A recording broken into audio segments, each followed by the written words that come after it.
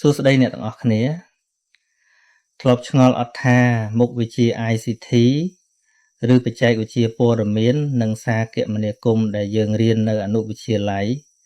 គេរៀនពីអ្វីខ្លះអ្នកខ្លះគិតថារៀនតែវាយអក្សរ Word គូសតារាង Excel ឬរៀប slide PowerPoint ធម្មតាមែនអត់តែការពិតទៅបើផ្អែកលើមាតិកាសភៅផ្លូវការដែលយើងឃើញគឺយើងរៀនរឿងដែលទំនើបជាងនឹងឆ្ងាយណាស់តោះថ្ងៃនេះខ្ញុំនឹងរៀបរាប់និងលើកឧទាហរណ៍ឲ្យស្ដាប់ឲ្យច្បាស់ចំណុចដំបូងគឺការយល់ដឹងអំពីបច្ចេកវិទ្យាទំនើបជុំវិញខ្លួនយើងដូចជា Cloud និង AI ជាដើមសាកស្រមៃមើលកាលពីមុនបើយើងចង់រក្សាទុកឯកសារត្រូវមាន USB ឬ Memory Card ជានិច្ចតែឥឡូវនេះយើងអាចប្រើ Cloud Technology ដើម្បីរក្សាទុកទិន្នន័យលើអ៊ីនធឺណិតបានយ៉ាងងាយស្រួលឧទាហរណ៍ដូចជា Google Drive ឬ iCloud ដែលអាចបើកមើលឯកសារពីគ្រប់ឧបករណ៍បានជាងនេះទៅទៀតយើងក៏សិក្សាពីបញ្ញាសិប្បនិម្មិត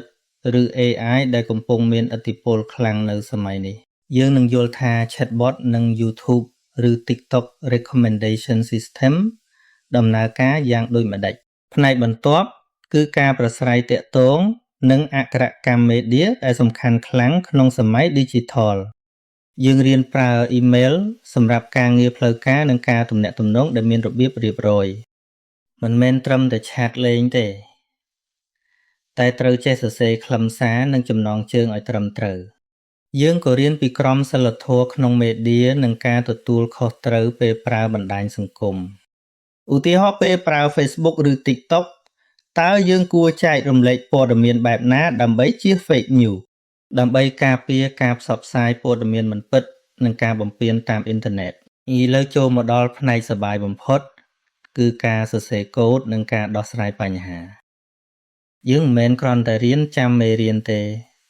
តែរៀនគិតបែប logic និងដោះស្រាយបញ្ហាជាជំហានយើងរៀនបង្កើត algorithm ដែលជាជំហានសម្រាប់ដោះស្រាយបញ្ហាណាមួយហើយយើងអនុវត្តលើ Scratch ដែលជាកម្មវិធីសម្រាប់កុមារនិងអ្នកចាប់ផ្ដើមក្នុង Scratch យើងអាចទាញប្លុកកូដមកគុំគ្នាដើម្បីបង្កើត game ឬសាច់រឿងគំនូរជីវចលតួអង្គអាចដើរនិយាយនិងមានចលនាតាមបញ្ជារបស់យើងបាន ICT ក៏ត្រូវបានប្រើជាឧបករណ៍ជំនួយសម្រាប់វិទ្យាសាស្ត្រផងដែរដូចជា Physics, Chemistry, Biology និង Math ដែលអាចប្រើ ICT ជាជំនួយក្នុងការសិក្សាយើងអាចធ្វើ Virtual Lab ដើម្បីមើលប្រតិកម្មគីមីឬចលនារូបវិទ្យាក្នុងគណិតវិទ្យាក៏អាចប្រើកម្មវិធីដើម្បីគូរក្រាហ្វឬដោះស្រាយសមីការបានលឿន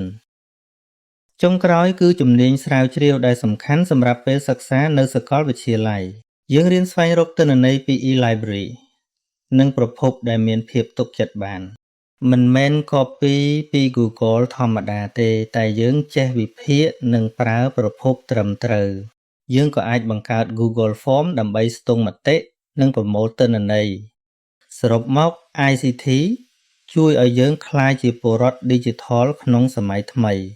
វាបង្រៀនយើងឲ្យចេះប្រើបច្ចេកវិទ្យាសរសេរកូដនិងគិតបែបដោះស្រាយបញ្ហាសង្ឃឹមថាវីដេអូនេះនឹងជួយឲ្យអ្នកមានកម្លាំងចិត្តរៀន ICT កាន់តែខ្លាំងសូមអរគុណសម្រាប់ការទស្សនាបើពេញចិត្តកុំភ្លេចចុច follow ផងណាជួបគ្នានៅវីដេអូក្រោយ